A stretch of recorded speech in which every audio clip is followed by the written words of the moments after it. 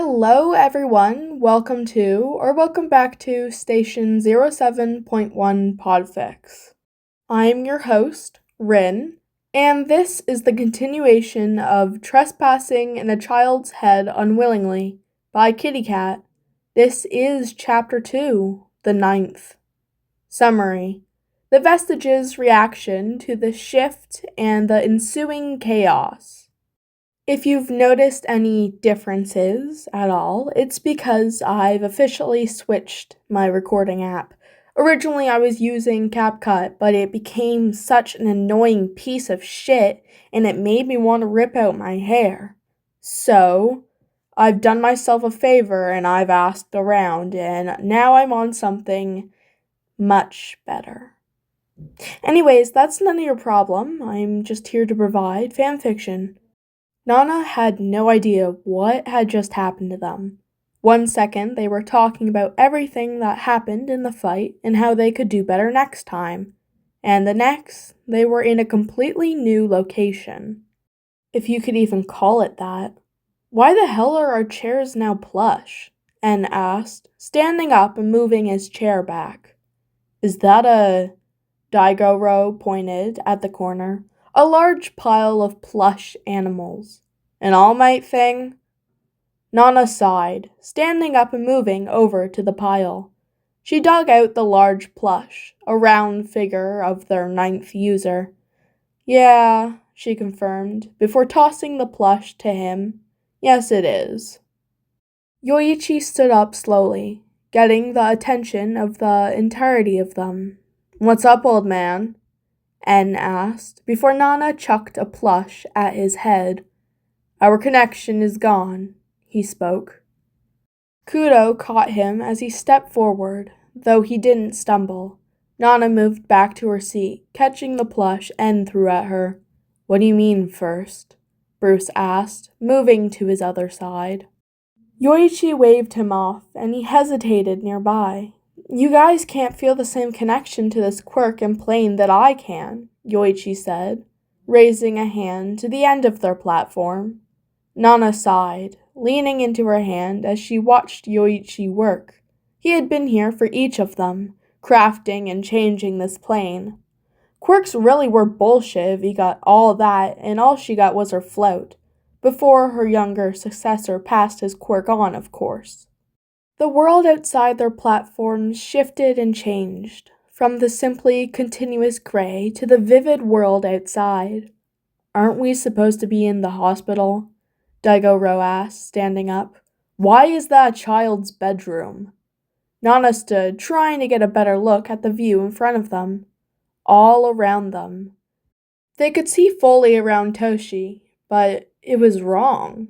Toshi wasn't this short, and this definitely was not an area he should be. The posters of him all over the wall, and the cartoon bedsheets and pillows. Not to mention the exact same plushies that were currently sitting behind them in this plane. First, any ideas? Ch2 asked, readjusting his hold on the sickly man. This isn't what I'm concerned about, Yoichi said, tilting his hand on the view. En held a hand up before leaning back. If our newest addition is hanging out in some child's room, I think that's an issue. Nana sighed, rubbing her eyes. Can you not right now? What? Mad that your successor is going to end up on some registry? Shut it, 6, Bruce said suddenly. En opened his mouth for a comeback, but Daigoro smacked him upside the head, shutting him up. What's the issue here, first? He asked, still not sitting down. The quirks are gone, he said simply, pulling his hand towards him. Nana gasped, grabbing at her chest. Everyone in the room felt it, En the only one to explicitly state his surprise. What do you mean? Ch2 asked, readjusting quicker than the rest of them. Nana's head pounded and her stomach churned as she tried to blink out the black spots in her vision.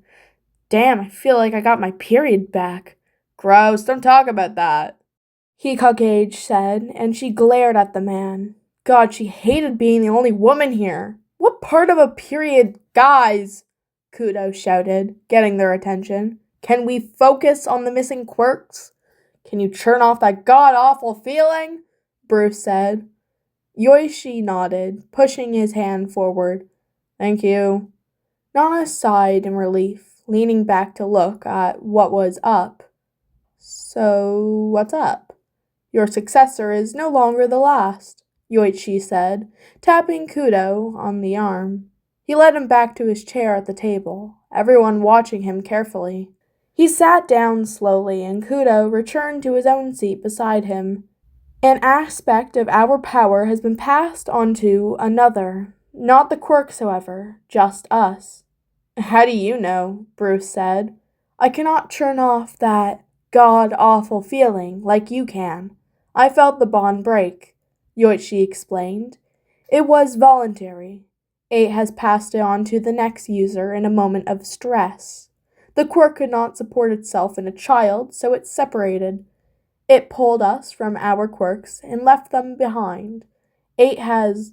Hold the phone, old man, N said, holding a hand up. You mean to tell us that we are legitimately inside of a child right now?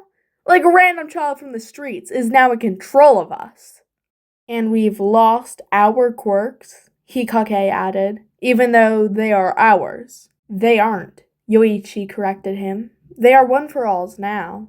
And I remind you that you all willingly accepted. I didn't, Daigoro said, raising a hand. I gave mine very unwillingly. Shut up, Nana said, cutting them all off. Can we just figure out which child we are in and how to get back to 8? He's your successor, N reminded her like always. The failed one. She looked over at the shell of her successor, biting her cheek.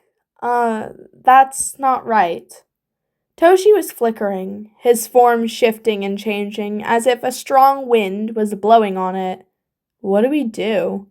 Kudo asked, looking at Yoichi. Yoichi sighed, rubbing at his tired face as he shook his head. I don't know.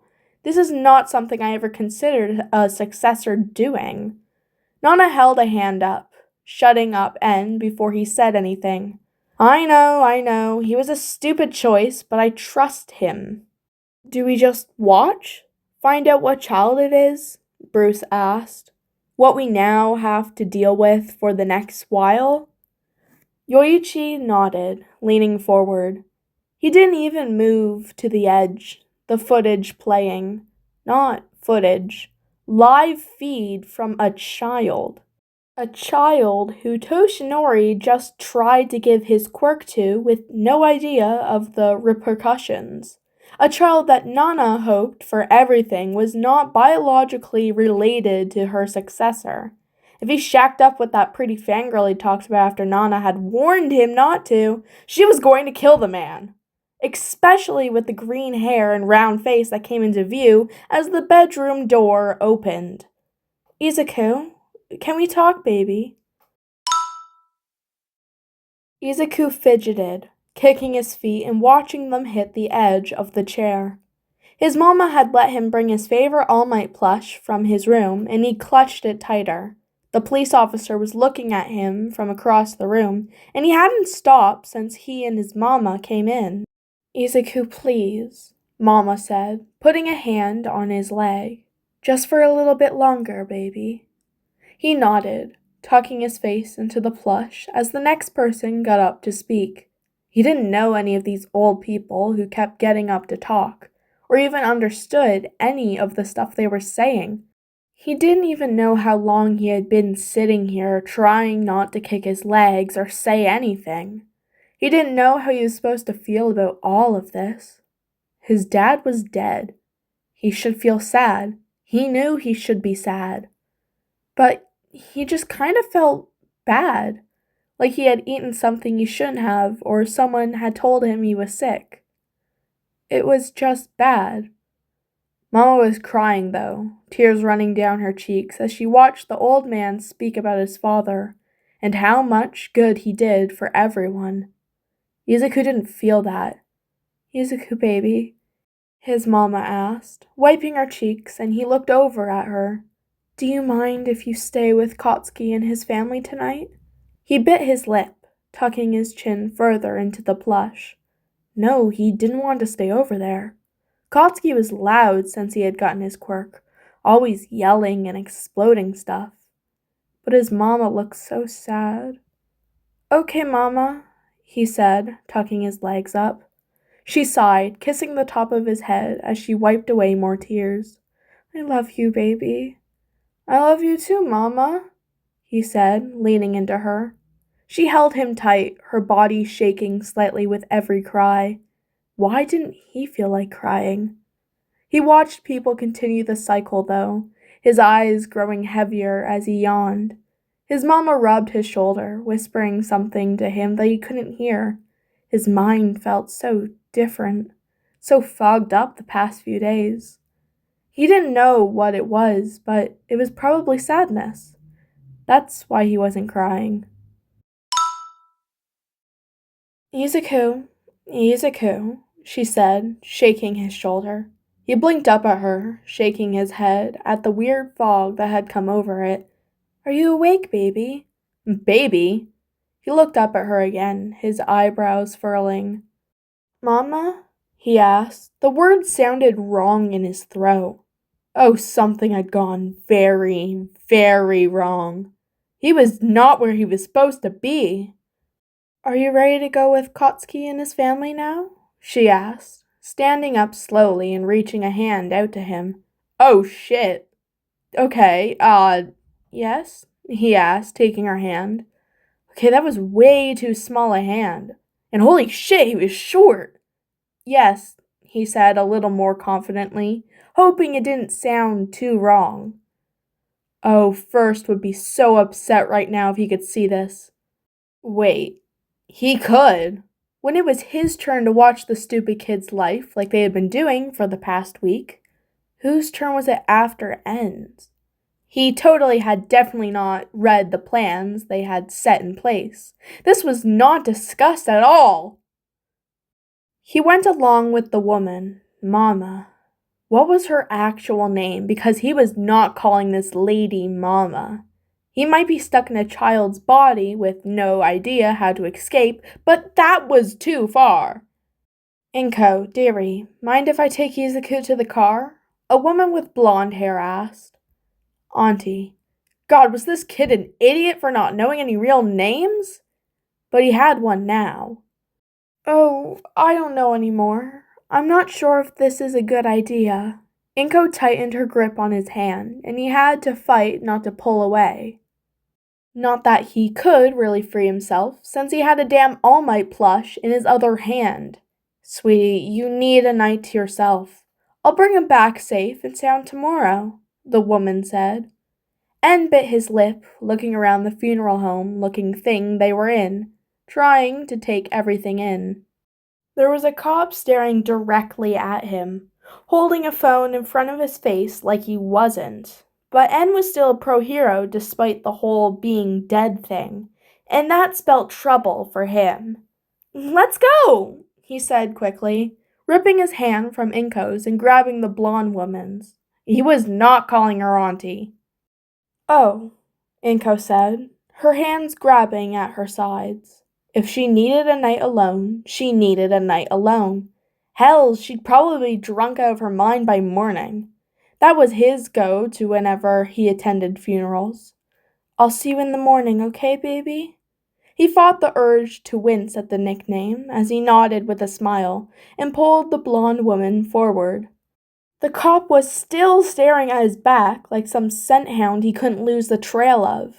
Izuku, the woman asked, but he kept his eyes forward and tried to not make it obvious he was very much not Izuku. Who even knew where the hell the kid went? But of course it had to be him who dealt with this bullshit. This was all Seven's fault for choosing a crappy successor, which made it his damn fault as well. Zuko! A voice called from behind them as they finally reached the big doors. Zuko! En hesitated just long enough for someone to grab his arm, pulling him back as he lost hold of the woman's hand. You can't steal my mom, a young boy said, crossing his arms on his chest. He had blonde hair, so he assumed it was this lady's kid, Kachan. Shit.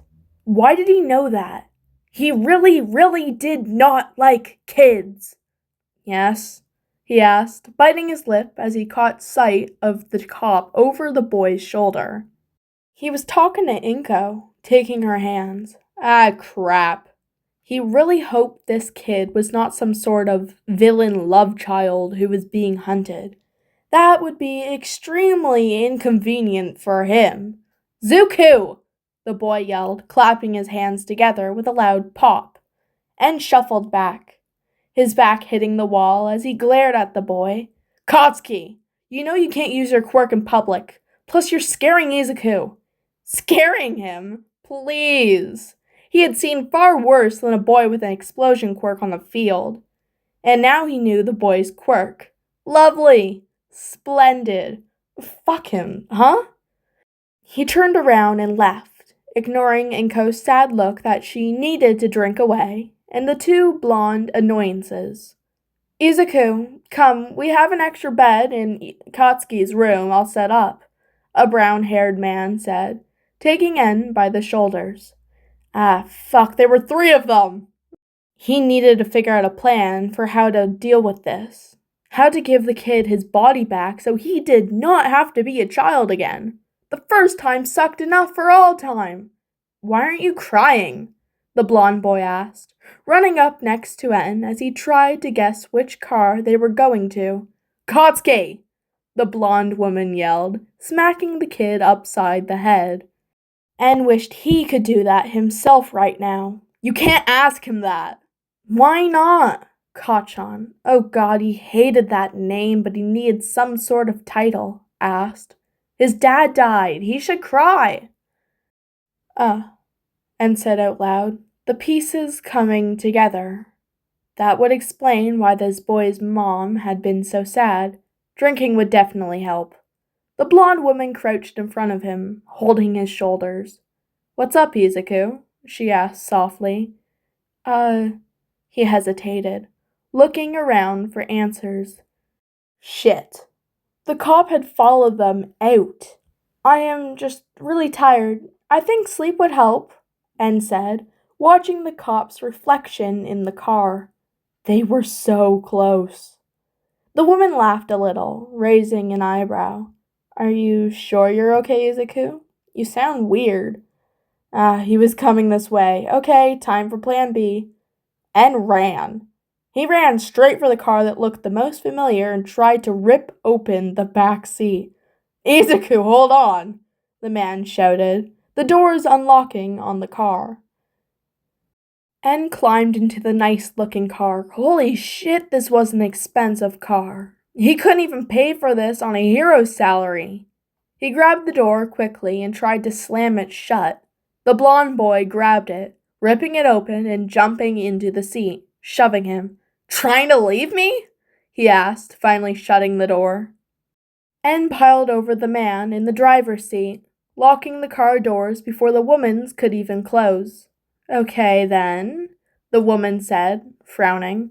Tired, En said, nodding as he looked out the window. The cop was gone. The man laughed, nodding slightly. Let's get you back to our place, okay? Kittykqt, how about he takes the bed tonight?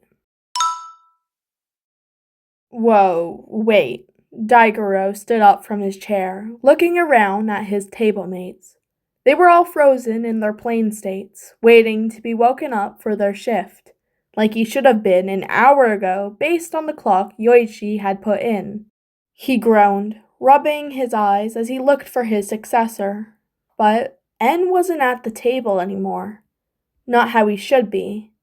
That's not good, he muttered, looking at his seat, which was filled with a smoke form. That really wasn't good. He scanned over the rest of them, hesitating at the fact that there were 9 chairs now, which obviously was wrong since there were only 8 of them, which meant, I hate this quirk, Daigoro said, stepping back away from the table to wake Yoichi. Something squeaked in the room and he paused, searching for the source. You're awake! The young boy exclaimed, looking up from his spot on the floor. That is a child, Daigoro said, nodding. Okay. Hi, child, he offered, walking over to the fluffy-haired boy, who was fully formed, not in a ghost-like state. The boy giggled, patting the floor beside him. Want to color with me? He asked, grinning up at Daigoro. Hell yeah, he said, moving to sit beside the kid, who had a coloring book and crayons. That wasn't possible. He had tried to get himself his game system, and it had been all funky and weird, but those were actual crayons. Hold up, kid. How'd you get this stuff? The boy looked down at the coloring supplies, shrugging. I wanted it. He returned to coloring a picture of that egotistical All Might, humming. I'm gonna need some help here, he decided out loud, but the kid didn't respond from his mat. From his dinosaur print rug that definitely had not been there 5 minutes ago. He considered himself a fun-loving guy, but that was a child with magical powers. He wasn't that fun-loving. Hey, first, yo. He shook the sickly man's chair until he finally shifted. He looked up at Daigoro, his usual tired look in his eye. What is it, Fifth? There's a kid, he said, stepping aside. He looked down and jumped back. The kid was suddenly directly behind him. Holy crap!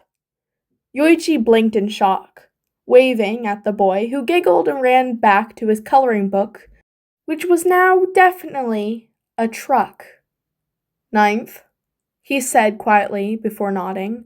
He slammed his hand on the table as hard as he could, Daigoro even having to take a step back.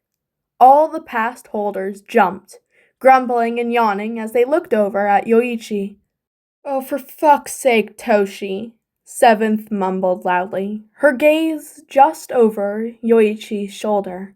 The little boy had somehow constructed a road for his truck on his mat, which seemed to be bigger now. That is the ninth, Yoichi said calmly, and 6 is in control. Daigoro looked up at the screen, blinking in shock as the user climbed into bed beside a blonde boy. We are so screwed, Bruce said, laughing slightly. No one argued, not even the small child causing chaos in the corner. And that is the end of Chapter 2. I hope you guys all enjoyed, and don't forget to tune in next time. This was Station 07.1 Podfix.